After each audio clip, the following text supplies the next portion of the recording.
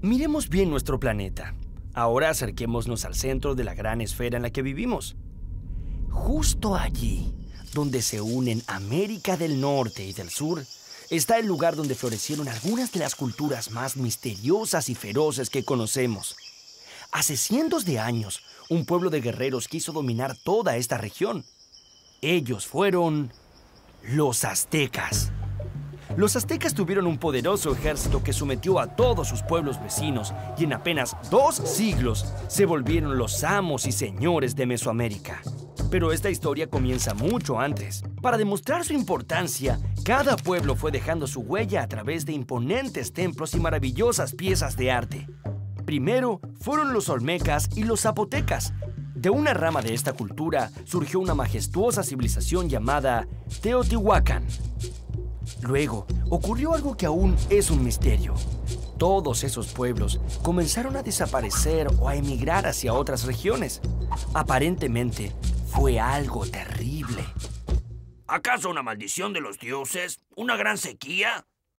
Pues probablemente nunca lo sabremos.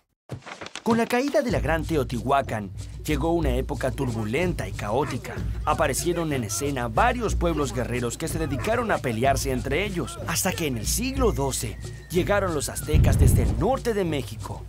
Este pueblo consiguió dominar a todos los pueblos vecinos, quienes se vieron obligados a pagarle tributos a sus nuevos amos y señores. Tenochtitlan. Los aztecas estaban sedientos de poder y se dedicaron a colonizar todo el centro de México. Ellos llegaron a organizar una verdadera confederación de pueblos que incluyó 38 estados en su período de mayor esplendor. Esos eran muchos lugares para administrar, y los aztecas necesitaban de una capital desde donde dominar a sus súbditos.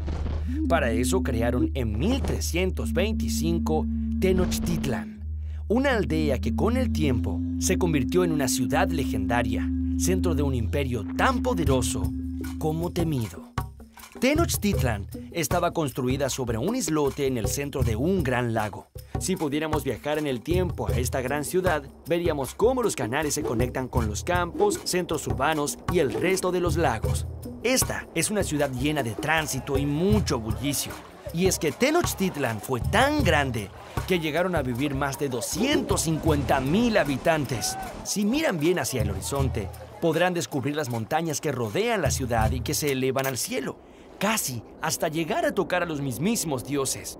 A los aztecas les gustaba tanto este paisaje que levantaron unos 25 templos de forma piramidal que imitaban el viaje que hacen las montañas hacia los cielos.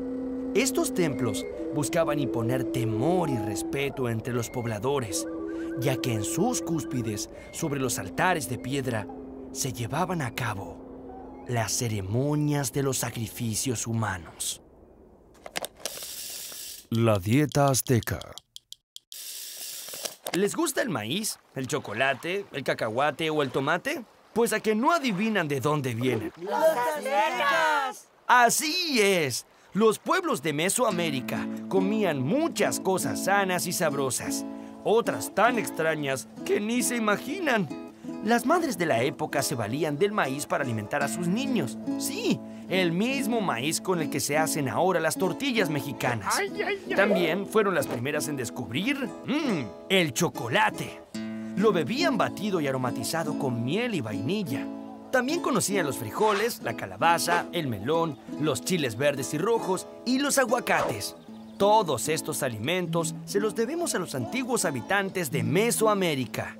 Los aztecas comían realmente de todo, incluso insectos y perros.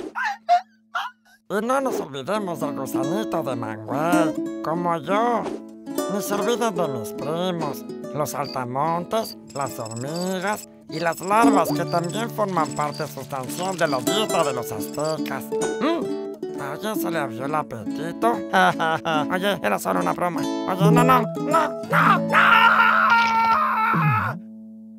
¡Déjame salir! Las chinampas. ¿Te has alimentado bien? Recuerda que necesitas muchas energías, mi pimpollito. Sí, claro, lo he hecho, mami. Los aztecas se preocuparon especialmente de que la población que aumentaba día a día tuviera que comer. Sin embargo, había un problema. No había suficientes tierras para la actividad agrícola, principal fuente de recursos del imperio. En el año 1265, una prolongada escasez de alimentos afectó a los aztecas.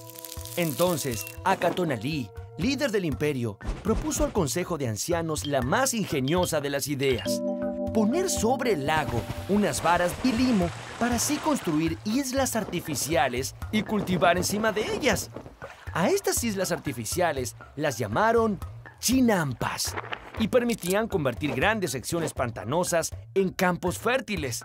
Además, la obra se complementaba con redes de regadíos y con el uso de excrementos humanos como fertilizantes. ¡Guácala! Tan buena fue esta idea que una familia de 5 personas que labraba un campo era capaz de producir más del doble de lo que necesitaba para alimentarse. La vida en combate. Los aztecas estaban casi todo el tiempo en guerras con pueblos enemigos.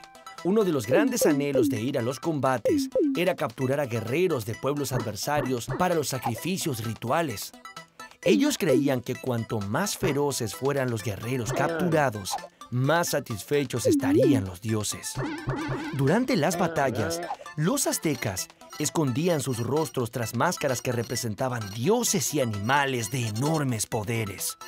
Para dominar esta extensión se valieron de muchas herramientas. Una de ellas fue infundir temor. Mediante una actitud férrea y despiadada, lograron hacer que nadie quisiera salirse de la raya y así mantener bien unido a todo su territorio.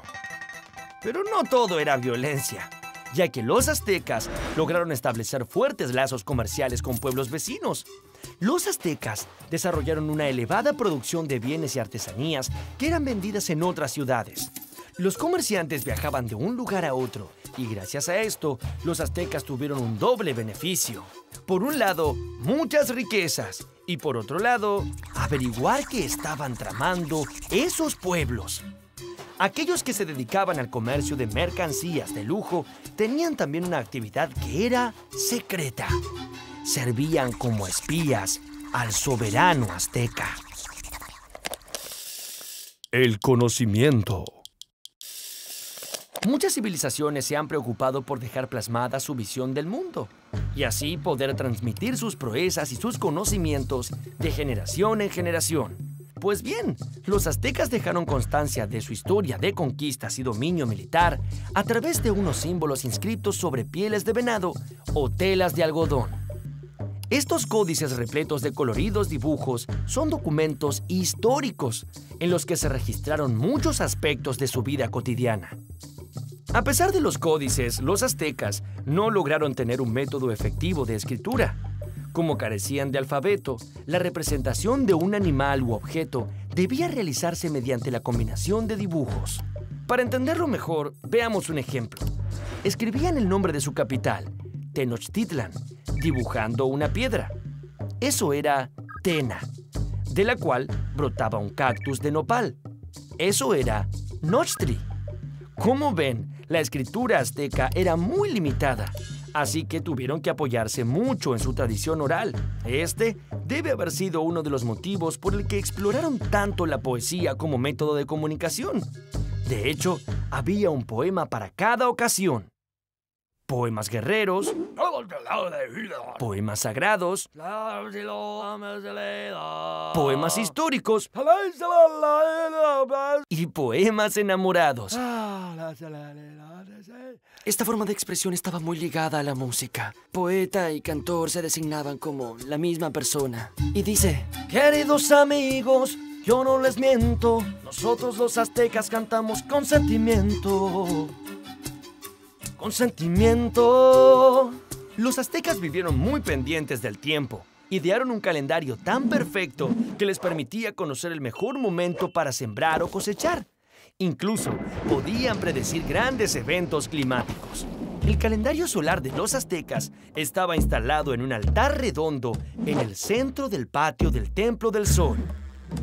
Otra llamativa particularidad de los aztecas era su devoción por el número 20. ¿Qué? Sí, el número 20 era la base de todos sus cálculos, tanto como es el número 10 para nosotros. ¿Habrá sido que en la escuela les enseñaban a contar también con los dedos de los pies?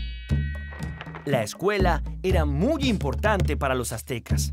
A partir de los 15 años, eran instruidos en escuelas públicas que el Estado había creado para asegurar la correcta educación de los ciudadanos. Y había dos tipos de escuelas. Una era el Telpuchcali.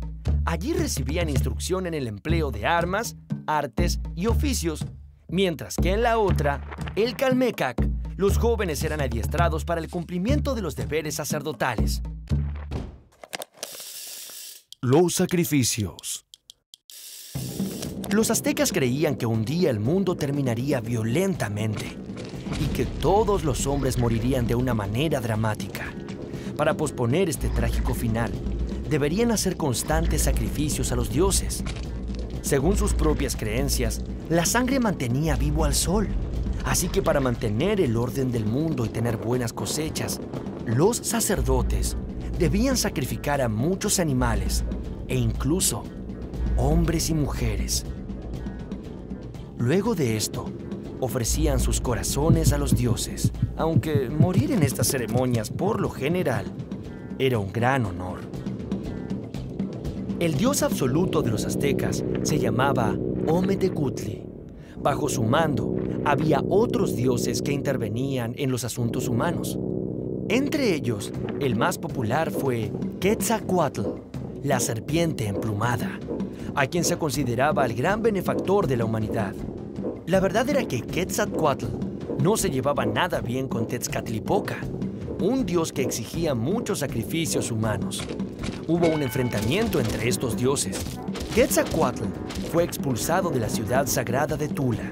Cuando desapareció en el horizonte en una barca de serpientes, una profecía aseguró que algún día volvería por el mismo lugar que había partido para imponer un nuevo orden y acabar con los sacrificios sangrientos. Los aztecas tenían muy presente aquella profecía y era posible que algún día se cumpliera. Las guerras floridas. Hacia 1450 hubo varias sequías y hambrunas que llegaron a inquietar a los aztecas. Preocupados por ello, el líder azteca Moctezuma I consultó a los sacerdotes. Estos interpretaron que la causa era que los dioses, que también pasaban hambre, habían decidido compartir su mala fortuna con los mortales. Pero los aztecas hallaron una solución rápida al problema: buscar más corazones para alimentar a los dioses. Así nacieron las llamadas Guerras Floridas, un combate ceremonial en el que los mejores guerreros se enfrentaban entre sí hasta que uno de ellos era derrotado. Como premio a su victoria, el vencedor recibiría la muerte. Pero no una muerte cualquiera, sino una gloriosa. El premio a su victoria sería ser sacrificado y que su corazón sirva de alimento para los dioses. El fin de los aztecas. Cuando el conquistador español Hernán Cortés arribó al Valle de México en 1519, Moctezuma II, el rey azteca, creyó que este señor, vestido con originales ropajes y montado en unos extraños animales llamados caballos, era en realidad el dios Quetzalcóatl, que regresaba de su forzado exilio para cumplir la profecía. Moctezuma recibió a los españoles creyendo que eran dioses en vez de poderosos enemigos para su reino. Esto hizo que la conquista española fuera mucho más fácil, ya que al principio los aztecas no ofrecieron resistencia. Cortés tuvo también la ayuda de muchos guerreros de pueblos enemigos de los aztecas que había reclutado en su camino hacia la capital. Un año después de su llegada, los aztecas habían sido conquistados. Tras la destrucción de su capital, todas sus tierras y riquezas fueron incorporadas a la corona española. Y así fue como pereció este imperio de feroces guerreros. Sin embargo, la fuerza de las raíces mesoamericanas se mantienen en vigor y todos aquellos habitantes del Valle de México aún sienten resonar dentro suyo el orgullo de los aztecas.